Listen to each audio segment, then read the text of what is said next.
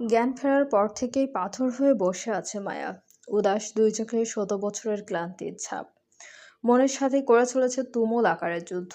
জীবনের হিসাব কষতে গেলে বুকটা ভেঙে আসে খুব। নিয়তি কতই না মশকরা করছে মেয়েটার সাথে। যে অতীত পেছনে ফেলে নতুন করে বাঁচতে চাইছে মেয়েটা, সেই অতীতই বারবার কাল হয়ে ফিরে আসছে মায়ার জীবনে।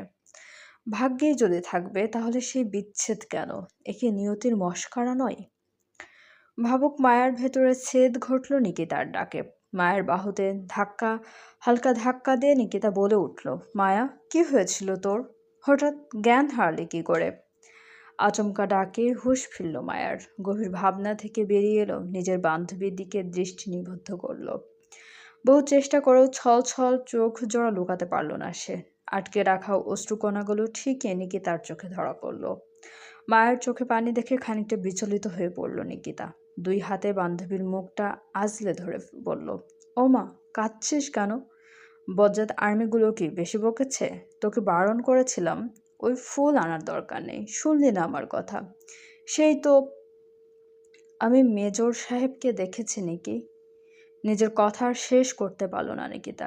এর মাঝেই মায়ার জবাব শুনে কথাগুলো গলাতেই আটকে গেল। চোখের কোণে একরাশ অবাকের রেশ ছড়িয়ে পড়ল। খানিকটা অবাক কণ্ঠেই বলল, মেজর সাহেব মানে মেজর তাশরিফ আহমেদকে? হ্যাঁ। কোথায় দেখেছিস? পাহাড়ে। সে এখানে কি করছে? জানি না, তবে ইউনিফর্ম পরেছিল। নিকেতা থেমে গেল কিছুটা। মায়ের দিক থেকে নজর সরিয়ে ভাবুক স্বরে বলল, বাবা বলেছিল এই এরিয়াতে নতুন মেজর এসেছে। কৌতূহল ছিল না বিধায় নামটা শোনা হয়নি। তাহলে গন্ধ শুকে শুকে এখানেও চলে এসেছে লোকটা। কিছু বলেছে তোকে? কি আর বলবে, তিনি তো আমাকে চিনতেই পারেননি। বলেই তাচ্ছিল্য হাসল মায়া। হাসির সাথে বুকে জমে থাকা অভিমানের খানিকটা রেশু বেরিয়ে এলো। যার থেকে পালিয়ে বেড়াতে ঢাকা ছেড়ে চট্টগ্রাম চলে এলো মেয়েটা, নিয়তি সেই লোককে টানতে টানতে চট্টগ্রামেই এনে ফেললো। দুই বান্ধবীর আলোচনার মাঝে দুধের গ্লাস হাতে ঘরে উপস্থিত হলেন ফুলবানু। পঞ্চাশোর্ধ্ব বয়সী এই বৃদ্ধার ঘরের ঠাঁই মিলেছে অভাগী মায়ার। সেদিন নিকিতার সাথে চট্টগ্রাম আসার পর ফুলবানুর সাথে পরিচয় হয় মায়ার। ফুলবানু নিকিতাদের প্রতিবেশী। বড়লোক বাবা মায়ের একমাত্র মেয়ে ছিলেন তিনি। ভালোবেসে বিয়ে করেছিলেন একটা মধ্যবিত্ত ঘরের ছেলেকে। কিন্তু বিয়ের বছরের মাথায় সংসার ভেঙে যায় তার। স্বামীর প্রতারণায় নিজের সহায় সম্বল সম্পদ সব হারিয়ে বসেন। অতঃপর সংসার জীবনের মোহ ত্যাগ করে একাই জীবন পার করে দিলেন তিনি। বর্তমানে এই বৃদ্ধা একটা রেস্তোরাঁর মালিক। সেই সাথে শখের বসে একটা ফুলের দোকান সাজিয়েছেন। মায়াও তার মতো স্বামীর স্বীকৃতি পায়নি শুনে ওকে নিজের কাছেই রেখে দিয়েছেন। নিজের পেটের সন্তান তো নেই। এই শেষ বয়সে মায়াকে আঁকড়ে ধরে বাঁচার বৃথা চেষ্টা চালাচ্ছেন। হাতে ধরে রাখা গরম দুধের গ্লাসটা মায়ের দিকে এগিয়ে দিয়ে ওর পাশে বসলেন বৃদ্ধা। নরম সুরে বললেন, স্বামীরে দেখা মন গয়লা গেছে? মায়া ডানে বামে মাথা নেড়ে না বোঝালো। ফুলবানুর কণ্ঠস্বর এবার বেশ রুষ্ট হয়ে এলো। তো তাইলে কান্দস কেন সেমরি? মন যদি নাই গলে তাইলে মরার কান্দন জুড়ছস কেন? ক্ষতগুলা আবার তাজা হয়ে গেছে দাদি, সেই জন্যই কাঁদছি। এইটা ভালো কথা। মনের ক্ষত আজীবন দগদগে ঘা হয়ে থাকা চাই। যারা শুরুতে বউয়ের দাম দেয় না, তাগো বউয়ের থেকে দরদ ভালোবাসা পাওয়ার অধিকার নাই। মরদ মানুষের ছলাকলা বেশি। খবরদার, ছ্যামরার ছলাকলায় দিক হারাবে না। যে জীবন আমি স্বেচ্ছায় ছেড়ে এসেছি, সেই জীবনে আর ফিরবো না দাদি। তুমি নিশ্চিন্তে থাকো। এতক্ষণে একখান মনের কথা কইছস। ওই সব ছ্যাবলা পোলাগো কথা মাথা থেইকা ঝাইরা ফেলতো। দুধ খা, শরীরে জোর আসবো। বলতে বলতে দুধের গ্লাসটা মায়ের মুখের সামনে ধরলেন। কোনরূপ দ্বিমত না করে গ্লাসটা হাতে তুলে নিল মায়া। নিকেতা এতক্ষণ নীরব দর্শক হয়ে থাকলেও এবার সে মুখ খুলল। পাশে রাখা নিজের সাইড ব্যাগটা কাঁধে তুলতে তুলতে বলল, যা হওয়ার হয়ে গেছে। একবার দেখা হওয়াতে আহামরি কিছু হবে না। তার উপর লোকটা তোকে ভুলে গেছে। এখন সব চিন্তা সাইডে ফেলে কালকের জন্য প্রস্তুতি নে। কাল আমার এঙ্গেজমেন্টে তোর এই লটকানো মুখ দেখতে চাই না আমি। বিপরীত ঠোঁট ছড়িয়ে হাসল মায়া। আশ্বাস দিয়ে বলল, একদম টেনশন নিস না। কাল তোর এঙ্গেজমেন্টে সবচেয়ে বেশি অ্যাক্টিভ থাকবো আমি। বিয়েতে একদম উড়াধুরা নাচাবো বলে খিলখিল করে হেসে ফেলল মায়া। মুগ্ধ ঝরা সেই হাসির দিকে কয়েক পলক শেষ তাকিয়ে রইল নিকিতা। মেয়েটাকে দেখতে নরম মনে হলেও প্রচণ্ড ধৈর্যশীল। না হলে অল্প কিছুদিনের ব্যবধানে বাবা মাকে হারিয়ে স্বামী সংসার থেকে বিতাড়িত হয়ে এত সহজে কেউ উঠে দাঁড়াতে পারে? তবুও মেয়েটার চোখে ঠোঁটের কোণে লেগে থাকে মায়াবী হাসি। নামের সাথে চেহারার এবং আচরণ একদম মানানসই। নিজের সাত পাঁচ ভাবনাকে দূরে ঠেলে দিয়ে মায়ের থেকে বিদায় নিয়ে চলে গেল নিকিতা। কাল তার বাগদানের অনুষ্ঠান। রাতে বেশ সময় নিয়ে রূপচর্চা করতে হবে। দিহানের ঘরের পেছনের বারান্দায় আড্ডার আসর বসেছে আজ।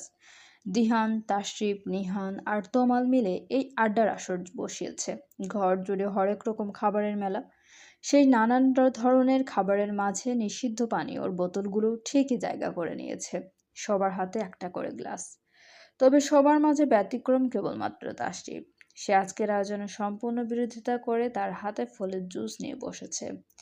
বন্ধুর এই ভিন্ন মত একদমই পছন্দ হলো না দিহানের। নিষিদ্ধ পানিতে একটা চুমুক দিয়ে বলল, লজ্জা করছে না তোর? হঠাৎ প্রশ্নে হকচকিয়ে গেল তাশরিফ। অবাক কণ্ঠে বলল, লজ্জা কেন করবে? এই যে বন্ধু সমাজে বসে থেকে অসামাজিক আচরণ করছিস, সমাজ রক্ষার্থে একটা চুমুকও তো চেখে দেখতে পারিস। আমি ড্রিঙ্ক করি না দিহান। তো আমরা কি খুব করি? কাল আমার ছোট ভাইটা জীবিত থেকে বিবাহিত হয়ে যাবে। ওর আত্মার শান্তির জন্য আজ ব্যাচেলর পার্টির আয়োজন করলাম। এসে যখন পড়েছিস একটু সঙ্গ দে। কথায় আছে, সঙ্গ দেশ লাহা ভাসে। তোদের সঙ্গ দিয়ে আমি লহার মতো ভাসতে চাই না, শালা খারস।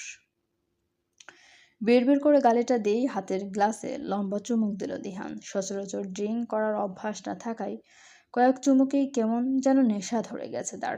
বাকি দুজনেরও অবস্থা তাই। বিশেষ করে আগামীর বলির পাঠা নিহানও জ্ঞান হারিয়ে গভীর ঘুমে ঢলে পড়েছে। দিহানের খানিকটা নেশা চললেও সে এখনও পুরোপুরি সজ্ঞানে। সবার দিকে এক পলক নজর বুলিয়ে তাশরিফ নিজে থেকে বলে উঠল, তোর ওই স্টুডেন্টের বিষয়ে কিছু বলতে চেয়েছিলি যে? কে? মায়াবিনী? নামটা কোনো কারণে পছন্দ হলো না তাশরিফের। দিহানের মুখে বারবার মায়াবিনীর নাম শুনে অকারণেই মাথায় রাগ চেপে যাচ্ছে। তবুও রাগকে এক সাইডে ফেলে রেখে জবাব দিল, ওই মেয়েটাই। ও তো আমার হৃদয় চুরি করা একমাত্র মেয়ে ভাই। পরিচয় কি মেয়েটার? আপাতত আমার স্টুডেন্ট, কিন্তু ভবিষ্যতে আমার বউ হবে। পরিচয় এটাই। বলতে বলতে একগাল হেসে দিল দিহান। তাশরিফের অস্বস্তি বাড়া ছাড়া কমল না। তবুও জোরপূর্বক মুখে হাসি টেনে বলল, প্রেমে তো হাবুডুবু খাচ্ছিস। একদম ভাই, হাবুডুবু খেতে খেতে ডুবে মরছি। 2 মাস আগে যখন প্রথম ওকে দেখি, সেদিনই মন হারিয়ে বসে আছে। কি জাদু যে করেছে আমাকে! জাস্ট পাগল হয়ে যাচ্ছে আমার মায়াবিনীর জন্য। তাহলে বিয়েটা তুই আগে করতি। নিজে বিয়ে না করে আগে ছোট ভাইকে বিয়ে করাচ্ছিস কেন? এটার পেছনেও বেশ বড়সড় কারণ আছে। বলতে বলতে তাশরিফের দিকে খানিকটা এগিয়ে এলো দিহান। এবার একবার সতর্ক চোখে তাকিয়ে দেখলো ছোট ভাই তার জ্ঞানে আছে কিনা। কিন্তু না, নেশার প্রভাবে ছেলেটা একেবারে ঘুমে কাঁদা।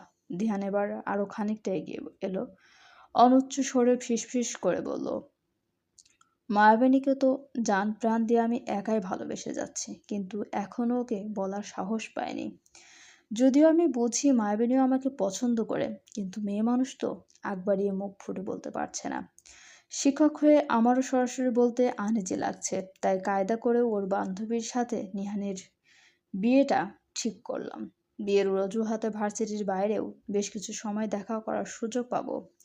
তখন না হলে এক ফাঁকে মনের কথা প্রকাশ করে দেব। কি বলিস? নিজের বক্তব্যের শেষে একটা প্রশ্নও রাখলো তাশরিফের জন্য। তাশরিফ তখন একটু একটু করে ফলের জুসে চুমুক দিচ্ছে। শুরুতে জুসটা বেশ মিষ্টি লাগলেও এখন কোনো কারণবশত জুসের স্বাদ তেতো অনুভব হচ্ছে। হয়তো দীর্ঘক্ষণ হাতে রাখার কারণে এই স্বাদের ভিন্নতা, নাকি অন্য কিছু। নির্দিষ্ট কোনো কারণ খুঁজে পেল না তাশরিফ। উপরন্তু অজ্ঞাত কোনো কারণে দিহানের প্রেমের মাঝে ভিলেন হয়ে ঢুকতে মন চাইল। সেই চাওয়ার রেশ ধরে তাশরিফ বলে উঠল, পরিকল্পনা ঠিকই আছে, সবই পারফেক্ট। তবে মেয়েটা তোর তুলনায় অনেক ছোট। দুজনকে পাশাপাশি একদম মানাবে না মনে হচ্ছে। প্রাণপ্রিয় বন্ধু থেকে এমন নেগেটিভ মন্তব্য শুনে হাসি খুশি মুখটা চুপসে গেল দেহানের। খানিকটা মন খারাপ নিয়ে সে বলল, কেন দোস্ত, মানাবে না কেন? আমি কি দেখতে হ্যান্ডসাম নই? সে তো তুই আছিস, কিন্তু ওই মেয়েটার পাশে তুই বেমানান। এটা আমার পার্সোনাল অপিনিয়ন।